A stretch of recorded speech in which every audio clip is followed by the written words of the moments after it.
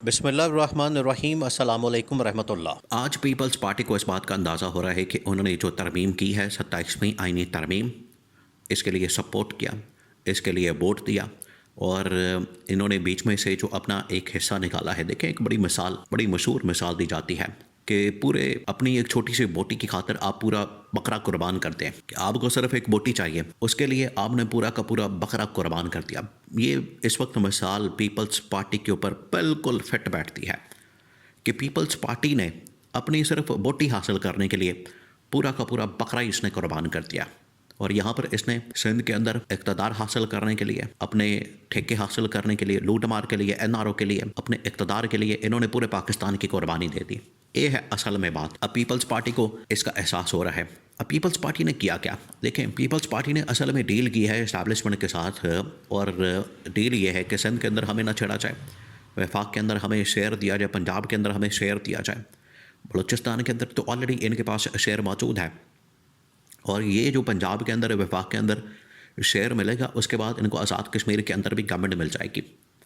ये पूरा डील का हिस्सा है, पैकेज का हिस्सा जो इनके साथ किया गया। और उसके बदले में आखिरकार सेनेट के अंदर, कौमी असम्बली के अंदर, वफाकी काबीना के अंदर हर जगह पर मुकम्मल सहूलतकारी पीपल्स पार्टी की जानिब से की गई। लेकिन इधर तरमीम पास हुई है और इधर इस्टेब्लिशमेंट, आपको पता है कि देखिए इस वक्त जो मफादात का खेल जारी है, ये जो एक मफादात का खेल खेला जा रहा है, जिस तरीके से मफादात और इंटरेस्ट की खातर, नफ़े की खातर, अपने फ़ायदे की खातर लोग ये तरमीमें कर रहे हैं, मुलाकातें कर रहे हैं, आ जा रहे हैं एक दूसरे के साथ, ये सब कुछ हो रहा है। ये किस वजह से हो रहा है? हर एक का अपना मफाद है। नून लीग का अपना मफाद है, इस्टेब्लिशमेंट का अपना मफाद है, पीपल्स पार्टी का अपना मफाद है। लेकिन आपने एक बात याद रखनी है कि इस्टेब्लिशमेंट का जैसे ही फ़ायदा निकलेगा, इस्टेब्लिशमेंट को इसमें से जैसे ही इंटरेस्ट अपना निकल के फारिग होगी, तो उसके बाद वो फिर माथे पर आंखें रख लेंगे, फिर वो सीधे हो जाएंगे, फिर नहीं वो किसी का लिहाज करेंगे, फिर उनकी जानिब से जो बात की जाएगी, उनकी जानिब से जो काम किया जाएगा, उनकी जानिब से जो कार्रवाई डाली जाएगी,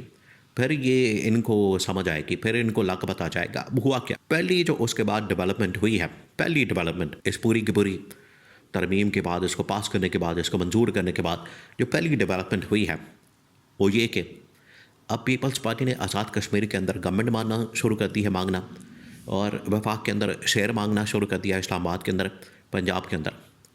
तो इधर से मरियम नवाज़ नून लीग की जानिब से पैगाम इनको पहुंचा दिया गया है कि पीपल्स पार्टी को और सब्र करना पड़ेगा।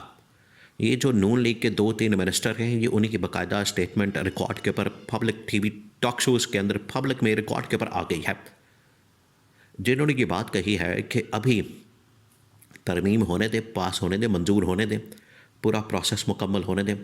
देखिए, आसिफ अली ज़रदारी तरमीम पास करने के लिए कलम तो हाथ में लेकर बैठा हुआ था, उसने तो पेन पकड़ा हुआ था, 24 घंटे के लिए वो स्टैंड बाई पोजीशन के अंदर था कि जैसी तरमीम आएगी तो ठक करके उसने दस्तखत कर देने हैं, क्योंकि आसिफ अली ज़रदारी को सबस बाग दिखाया गया। आप एक मिसाल नवाज शरीफ के सामने रखें, क्या नवाज शरीफ को सबस बाग नहीं दिखाया गया?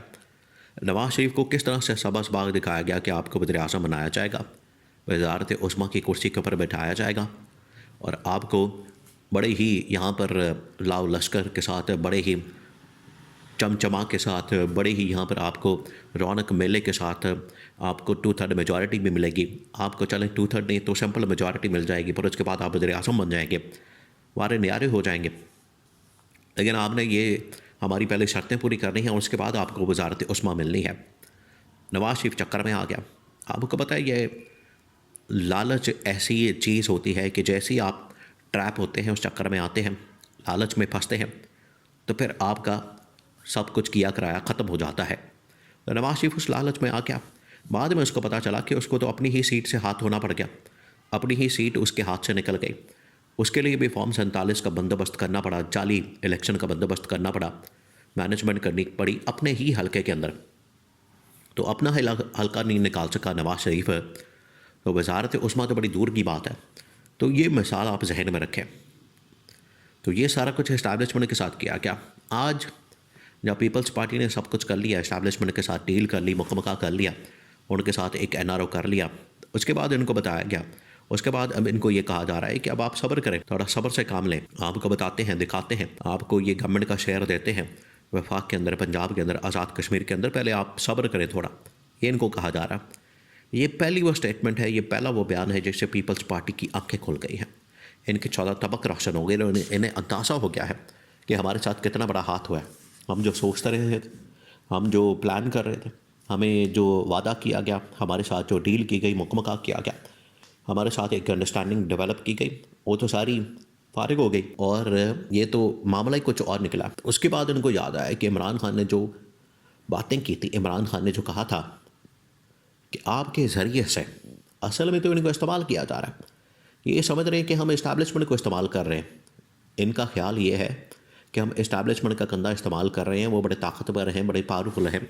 उनका कंधा इस्तेमाल करके, उनकी पावर इस्तेमाल करके हम हुकूमत में आते हैं, इक़्तिदार में आते हैं, पावर में आते हैं और हमारे वारे न्यारे हो जाते हैं।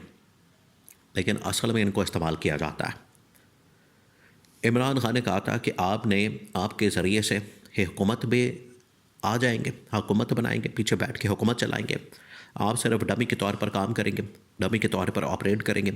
आप सिर्फ डमी रह जाएंगे, कठपुतलियाँ बन जाएंगी। पाकिस्तान मुकम्मल इनके कंट्रोल में चला जाएगा, तमाम के तमाम इदारे इनके कंट्रोल में चले जाएंगे। फिर आपको समझ आएगी, फिर आपको पता चलेगा, फिर आपको रियलाइज़ होगा कि आपके साथ होने क्या वाली है। आज ये सिचुएशन पीपल्स पार्टी के ऊपर आ गई है और अब पीपल्स पार्टी को अंदाज़ा हुआ है, पीपल्स पार्टी को पता चला कि हमें ये इन्होंने सज्जी दिखा के खपी मारी है। हमारे साथ पहले इन लोगों ने ये हाथ किया, हमें कहा कि आपको ये मिलेगा, वो मिलेगा। आज हमें कुछ भी मिलने के लिए हमें कहा जा रहा है कि इंतज़ार करें, सब्र करें, लाइन में खड़े हो जाएं। अब आपको इंतज़ार करना पड़ेगा। ये वो असल में सिचुएशन है, ये वो सिनारियो है जिसके मतलब इमरान खान ने इनको ख़बरदार कर दिया था, बता दिया था। लेकिन क्योंकि ये समझे नहीं, इस वजह से आज आसिफ अली ज़रदारी अपनी बंद कमरों की मुलाकातों के अंदर प्राइवेटली पार्टी के लोगों के साथ, अपनी लीडरशिप के साथ, उनके साथ बैठ के कहने पर मजबूर है कि अल्लाह ताला की कसम, खुदा की कसम, उस रब्बुल इज़्ज़त की कसम जिसके कब्ज़े में हमारी जान है, कि इमरान खान ने बिल्कुल सच्चा आदमी था। इमरान खान ने बिल्कुल ठीक बात की थी। इमरान खान ने इनको सही, इमरान खान के बारे में एक बात की जाती है, ये बड़ा एक नेगेटिव किस्म का तासुर दिया जाता है कि मर्दम शनास आदमी नहीं है, यानी कि मर्दम शनासी की उसके अंदर अहलियत नहीं, काबिलियत नहीं, वो पहचान नहीं सकता। इमरान खान जितना पाकिस्तान के सियासत को, यहाँ के सियासी लोगों को, यहाँ के सियासतदानों को और ये ताकत के ऐवानों के अंदर बैठे हुए हुक्मरानों को, वहाँ पर आने जाने वाले लोगों का इमरान खान जितना समझता, कोई पाकिस्तान की तारीख में इतना नहीं समझ सका। इसी वजह से इमरान खान चीज़ों को विजुलाइज़ कर लेता है, देख लेता है और उसके मुताबिक फिर इमरान खान को फैसला करना आसान हो जाता है और इमरान खान फिर मुस्तकबिल की प्रेडिक्शन करते हुए बता देता है। पीपल्स पार्टी को बता दिया, आज इनको एहसास हुआ, जिसके ऊपर ये मानने पर मजबूर है कि इमरान खान ने बिल्कुल ठीक बातें की।